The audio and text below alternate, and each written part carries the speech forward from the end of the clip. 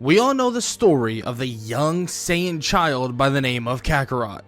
How he was sent off by Bardock and Guinea in hopes of ensuring the safety of their child. With his space pod flying away, Frieza would destroy planet Vegeta, but in this timeline everything changes massively. The child we know as Goku would pass through a small wormhole, sending him into a universe that is different than his own. Goku would go spiraling through space, seemingly no end in sight. That's until someone in a red and black outfit would show up, and many more would then follow.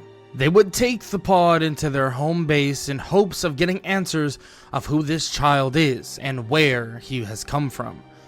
Now, it seems those answers were far and few between, but these people who took Goku from space were known as the Pride Troopers, the main line of defense in the combat of evildoers and the protectors of many planets around the galaxy.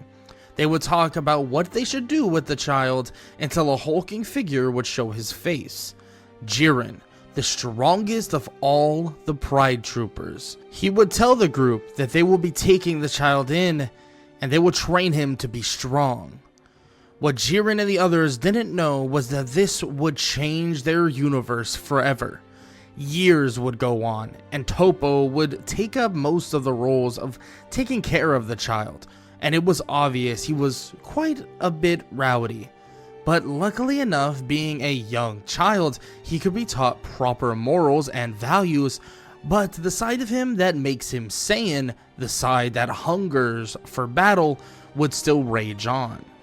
Goku would train day in and day out to become stronger, and frankly, with all the strong Pride Troopers all around, and with all of their amazing techniques he can learn, well, his power would grow rapidly. And when he gets just a little bit older than that, he would go on missions as a Pride Trooper. And frankly, Goku would run into some troubles early on with injuries and so on.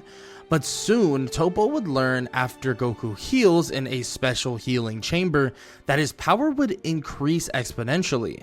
He brings this up to everyone, and they all believe that it must have some sort of something to do with a side effect of his love for battle. As this conversation would continue on, Toppo would think to himself that this child must be from a race somewhere that is bred for battle, someone that is bred to be a conqueror.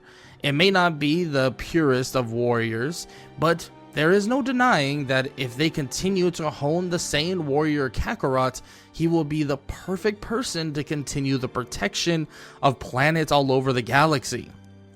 Goku, or Kakarot, would soon approach adulthood, and the Pride Troopers would decide to give Goku more and more responsibility.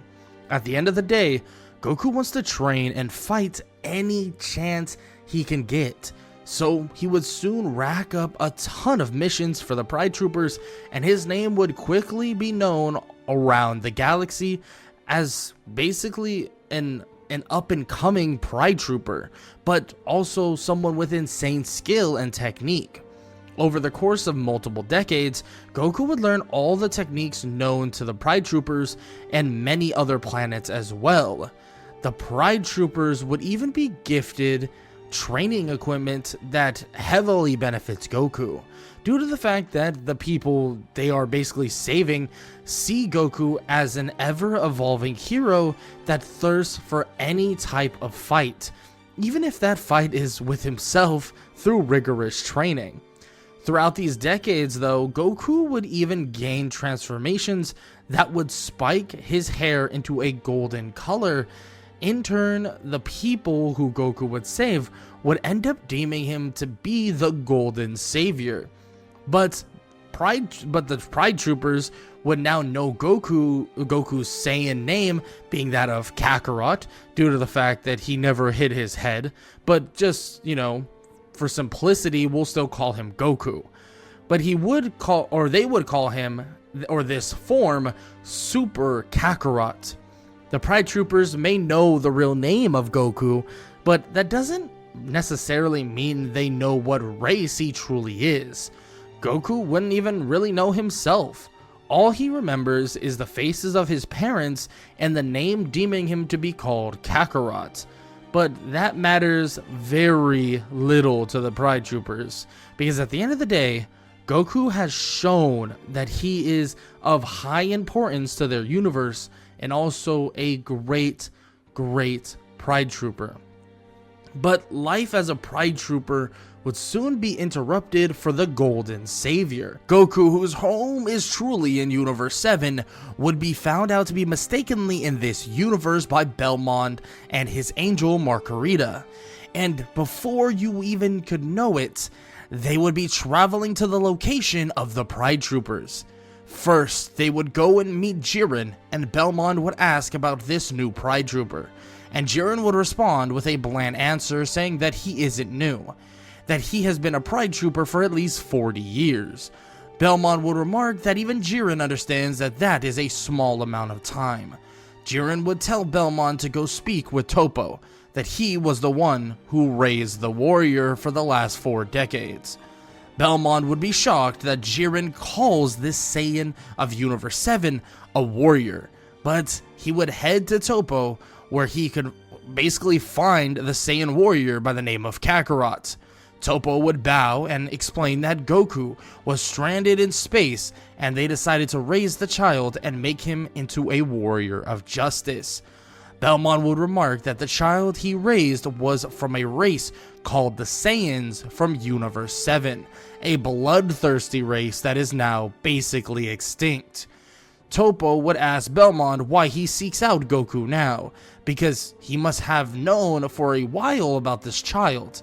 But Belmont would just smile and ask if Kakarot would like to fight.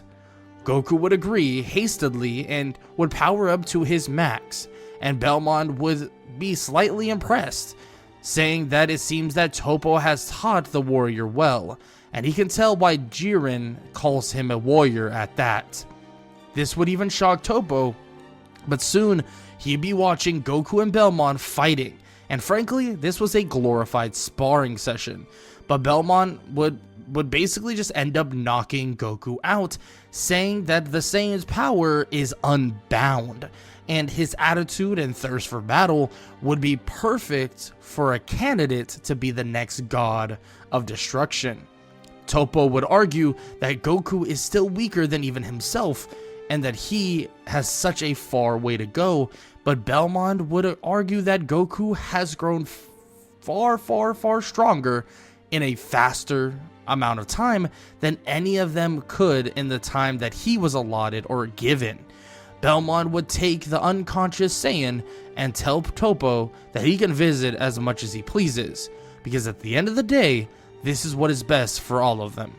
Belmont would leave with Margarita, and on arrival to his planet, they would basically watch as Goku wakes up, and they would jump directly into training Goku, molding him into the destroyer that none of them could possibly be, taming his hunger for battle, but allowing it to be tethered so that there would be no hesitation in Goku's choice of destruction. Margarita would even work with the Kais to expand the techniques Goku knows, and she would even see a glimpse of something that would surprise her greatly. His love for battle, his want to fight, and his pure Saiyan instincts, unhindered by the Saiyans themselves, have created the most suitable mortal to learn Ultra Instinct. Goku may not be of this universe, but the positive impact he has had on his adopted home is of insane proportions. With the guidance of the Pride Troopers and Goku's desire to always train and go on missions, it led to the betterment of the entire universe.